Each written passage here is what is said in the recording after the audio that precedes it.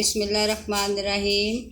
अस्सलाम वालेकुम। Exercise 4.3 start करते हैं। 4.3 का फर्स्ट क्वेश्चन है, express each of the following surd in the simplest form. अब सर्ड की सिंपलेस्ट फॉर्म क्या है? सर्ड की सिंपलेस्ट फॉर्म है जिसमें the radicand has no factor with nth power. यहाँ पे सर्ड की मैंने एक जर्नल फॉर्म लिख के दिखाई है, nth रूट ऑफ a। अब सिंपलेस्ट फॉर्म में अब करना क्या है कि जो रेडिकेंट गिवन होगा, यानी a की जो भी वैल्यू हमें रैशनल नंबर की फॉर्म में गिवन होगी, उसको हम प्राइम फैक्टर्स में रिड्यूस करेंगे और उसके बाद उसको मज़ीद सिंप्लीफाई करेंगे यहाँ तक कि किसी भी फैक्टर की पावर n के इक्वल ना हो। इसको समझने के लिए पार्ट 1 सॉल्व करते हैं। क्वेश्चन नंबर 1 का पार्ट 1 है स्क्वायर रूट ऑफ 180। रेडिकेंट क्या है? 180। अब 180 की हम प्राइम फैक्टराइजेशन करेंगे। सिंपलेस्ट फॉर्म में कन्वर्ट करने के लिए हमारा पहला स्टेप है कि रेडिकेंट को हम रिड्यूस करेंगे prime all possible prime factors में। 180 एक इवन नंबर है, इसलिए हम सबसे पहले प्राइम नंबर 2 से इसको डिवाइड करना शुरू करेंगे। 180 को 2 से डिवाइड किया 90। अगेन ये एक इवन नंबर है, 2 से डिवाइड हो सकता है, 2 से फिर दोबारा डिवाइड करेंगे 45 चूँकि ऑड नंबर है इसलिए ये 2 से डिवाइड नहीं होगा। तो नेक्स्ट प्राइम नंबर हम देखेंगे, 2 के बाद नेक्स्ट प्राइम नंबर 3 है। 45 को हम 3 से डिवाइड करेंगे, आंसर हमारे पास 15 आ जाएगा। 15 फिर एक ऑड नंबर है, ये 3 से डिवाइड होगा, 3 5 ज़ा 15 और 5 1 ज़ा 5।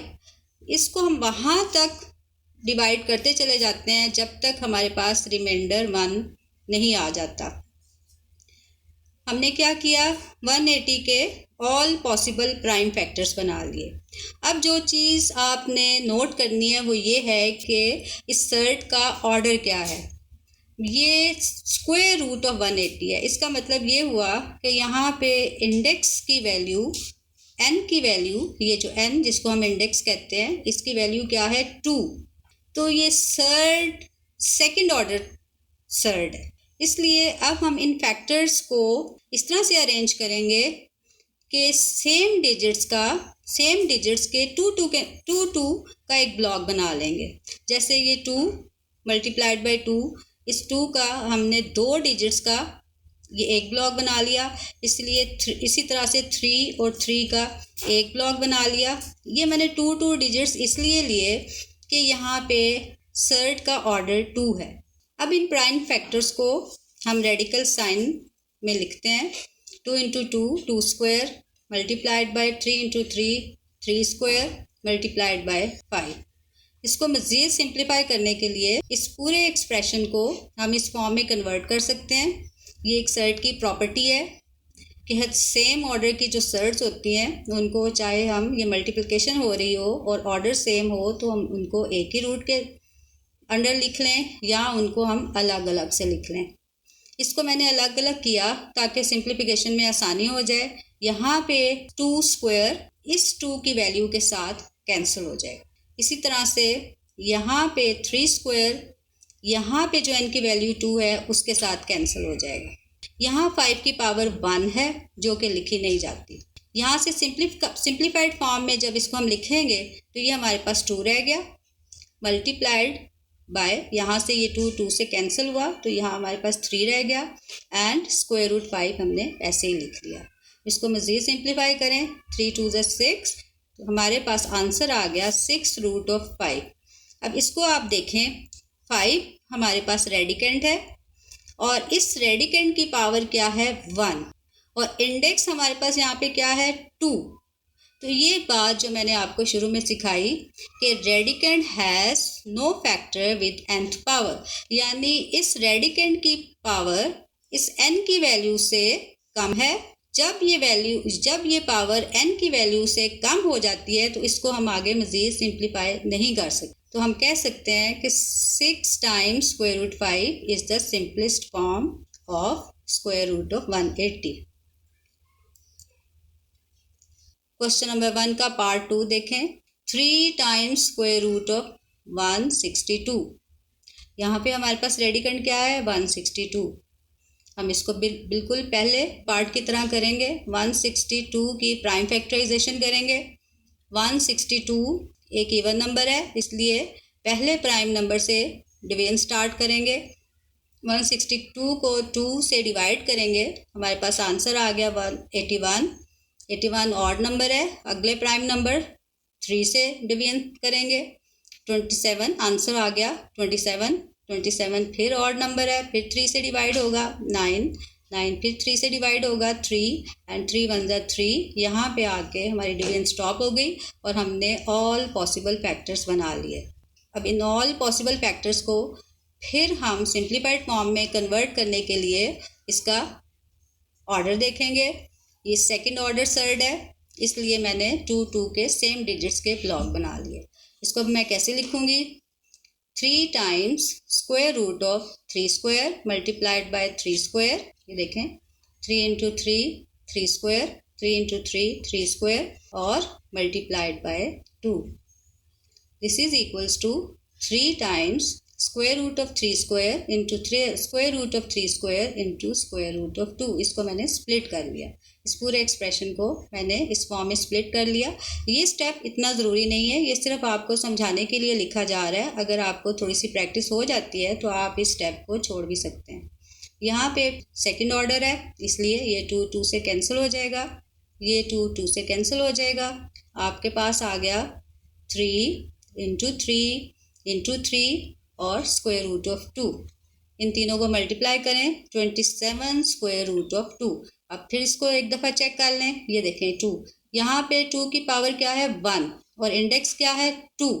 ये पावर इस इंडेक्स से कम है, इसका मतलब ये हो गया कि इसको हम मज़ीद सिंप्लीफाई नहीं कर सकते, इसलिए 27 square root 2 is the simplest form. अब क्वेश्चन नंबर 1 के थर्ड पार्ट को सॉल्व करते हैं। 3/4 टाइम्स थर्ड रूट ऑफ 128। अब यहाँ पे इस सर्ड का ऑर्डर क्या है? 3, यानी इंडेक्स की वैल्यू क्या है? 3। अब इसको पहले पार्ट्स की तरह 128 की प्राइम फैक्टराइजेशन करेंगे। इवन नंबर है, फर्स्ट प्राइम नंबर से शुरू करेंगे, 2 से स्टार्ट किया और फिर हम 2 से ही, क्योंकि मज़ीद सब हमारे पास डिवीजन के बाद प्राइम इवन नंबर्स ही आ रहे हैं, इसलिए हम इसे 2 से ही डिवाइड करते चले जाएंगे। अब बच्चों, आप में से कुछ बच्चे सोचेंगे कि मैम 2 2 से क्यों डिवाइड कर रही हैं? इसको ये तो 4 से भी हो सकता था, ये तो 8 से भी हो सकता था। लेकिन अगर आप इसको 4 से या 8 से डिवाइड भी कर लेंगे तो एंड पे आके उन फैक्टर्स को फिर स्मॉल फैक्टर्स में आपको स्प्लिट करना पड़ेगा। इसलिए हम शुरू से ही इसे स्मॉल नंबर से स्टार्ट करते हैं, स्मॉल प्राइम नंबर से स्टार्ट लेंगे और एंड तक डिवीजन करते चले जाएंगे, यहाँ तक कि हमारे पास रिमाइंडर 1 आ जाए। अब देखें, चूँकि यहाँ पे इस साइड को ऑर्डर 3 है तो मैं सेम डिजिट्स लेते हुए 3 3 डिजिट्स का ब्लॉक बना लूँगी। 2 इंटू 2 इंटू 2 यानी कि 2 क्यूब। इसी तरह से 2 इंटू 2 इंटू 2, फिर 2 क्यूब और ये 2 आपके पास बच गया। इसको रेडिकल साइन में लिखते हैं, ये बन जाएगा 2 cube multiplied by 2 cube multiplied by 2। Again इसको स्प्लिट करते हैं, 2 क्यूब, ये क्यूब इस इंडेक्स के साथ डिवाइड हो जाएगा और आपके पास बच गया ये 2। इसी तरह से ये क्यूब इसके साथ डिवाइड हो जाएगा और आपके पास बच गया ये 2, ठीक है, और ये थर्ड रूट ऑफ 2। अब इसकी थोड़ी सी एक्सप्लेनेशन मैं आपको दे देती हूँ कि ये कैसे, जब मैं कहती हूँ कि ये 3 इस 3 के साथ डिवाइड हो जाएगा तो असल में ये कैसे डिवाइड होता है। ये देखें, ये 2 क्यूब है। अगर मैं थर्ड रूट को एक्सपोनेंशियल फॉर्म में कन्वर्ट करती हूँ तो इसको कैसे हम लिखेंगे? 2 cube raise to the power 1/3, ठीक है, क्योंकि ये इसका इंडेक्स 3 है ना, तो इसलिए 2 raise to power 3 power 1/3। Law of power और पावर में क्या हम करते हैं कि ये दोनों पावर्स मल्टीप्लाई हो जाती हैं। तो 3 को जब हम 1/3 से मल्टीप्लाई करेंगे, ये 3 3 से कैंसिल हो जाएगा और हमारे पास आंसर आ जाएगा 2। ये 2 हमने ये लिख लिया। इसी तरह से इसमें भी यही वाला प्रोसेस करेंगे। और हमारे पास ये 2 आ जाएगा। अब इनको अगर आप सिंप्लीफाई करें, 2 2 ज़ा 4 और 4 4 से कैंसिल हो जाएगा। आपके पास आंसर आ गया 3 टाइम्स थर्ड रूट ऑफ 2। मैं फिर वही बात रिपीट करती हूँ, यहाँ पे रेडिकेंड की पावर क्या है 1 और इंडेक्स क्या है 3। तो इसका मतलब ये हुआ कि radicand is smaller than index, इसलिए हम इसको मज़ीद सिंप्लीफाई नहीं कर सकते। 3 times third root of 2 is the simplest form of 3 times 128, इसलिए 3 times third root of 2 is the simplest form. Question number 1 का पार्ट 4 सॉल्व करते हैं। Fifth root of 96 into x raise to power 6, y raise to power 7 and z raise to power 8। यहाँ पे आप देख रहे हैं कि कुछ वेरिएबल्स भी इस क्वेश्चन में शामिल हैं। अब इस सर्ट को सिंपलेस्ट फॉर्म में कन्वर्ट करने के लिए सबसे पहले तो हम 96 की प्राइम फैक्टराइजेशन करेंगे। अब प्राइम फैक्टराइजेशन मैं पहले 3 पार्ट्स में आपको समझा चुकी हूँ। चूँकि ये इवन नंबर है इसलिए फर्स्ट प्राइम नंबर से स्टार्ट लेंगे और इसके ऑल पॉसिबल प्राइम फैक्टर्स बना लेंगे, वहाँ तक डिवाइड करेंगे जब तक रिमाइंडर 1 ना आ जाए। ये तो हमने 96 की प्राइम फैक्टराइजेशन कर ली। इसके बाद जो वेरिएबल्स हैं एक्स रेस टू पावर 6, इसके भी हम स्मॉलेस्ट फैक्टर्स बना लेंगे। एक्स रेस टू पावर 6 को अगर मैं फैक्टर्स में स्प्लिट करती हूँ तो ये मेरे पास x into x into x into x into x into x यानी 6 टाइम्स मैंने x को मल्टीप्लाई कर लिया। लेकिन जैसे कि मैंने आपको पहले बताया कि आपने ऑर्डर ऑफ द सर्ट को अहमियत देनी है, ऑर्डर ऑफ द सर्ट को नोट करना है। इस सर्ट का ऑर्डर क्या है 5, इसलिए हमने करना क्या है, अपने क्वेश्चन को सॉल्व करने के लिए, आसान तरीके से सॉल्व करने के लिए आपने करना क्या है कि इन तमाम फैक्टर्स को इस ऑर्डर के तहत सिंप्लीफाई कर लेना है। तो चूँकि इसका ऑर्डर 5 है तो मैं 5 सेम डिजिट्स का एक ब्लॉक बना लेती हूँ। 2 को 5 टाइम्स मल्टीप्लाई करें, 2 रेज टू द पावर 5, ठीक है, इसको मैंने ऐसे लिख लिया। और यहाँ से ये 3 मल्टीप्लाइड बाय 3 ये मैंने इस तरह से लिख लिया। अब इसी तरह जब मैंने वेरिएबल को अरेंज करना है तो वहाँ पे भी मैंने इस ऑर्डर को अपने सामने रखना है, क्योंकि मुझे x रेज टू पावर 5 भी चाहिए। तो मैंने क्या किया कि इन 5 टाइम्स x मल्टीप्लाई हो रहे हैं, इनको मैंने ऐसे लिख लिया और एक x जो ये बच गया इसको मैंने ऐसे किया, क्योंकि ये भी आपको पता है कि ये भी एक प्रॉपर्टी है जो आपने पढ़ी हुई है पावर ऑफ इंडिसेस में, कि जब बेस हमारे पास इक्वल हो या आप यूँ कहें कि बेस हमारे पास सेम हो और दोनों वेरिएबल्स मल्टीप्लाई हो रहे हो तो इनकी पावर्स ऐड हो जाती है। ये फर्स्ट लॉ ऑफ इंडिसेस है। यहाँ पे x multiplied by x base equal है, इसलिए ये पावर्स को जब हम ऐड करेंगे तो x रेज टू पावर 6 बन जाएगा। तो x रेज टू पावर 6 को मैं आसान तरीके से इस तरह भी स्प्लिट कर सकती थी।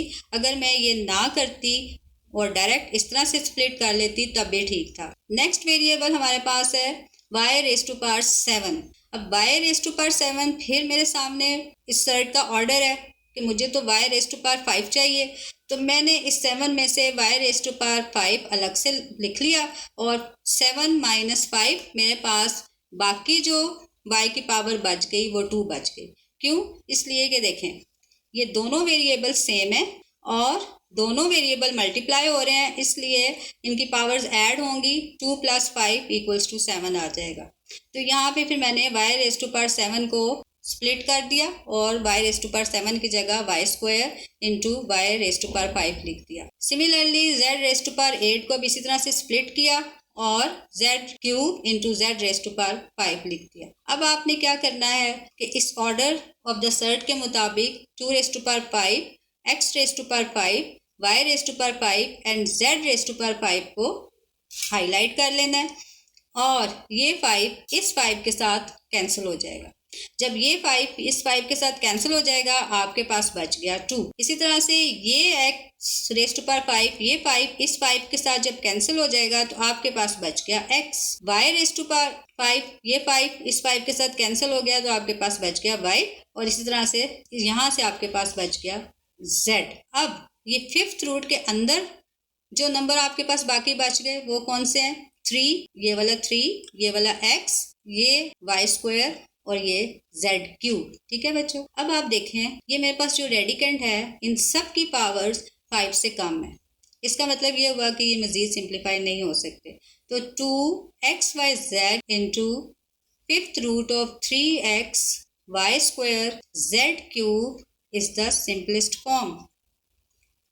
बच्चों क्वेश्चन नंबर 1 के चारों पार्ट्स हमने सॉल्व कर लिए। अगली वीडियो में हम क्वेश्चन नंबर 2 करेंगे।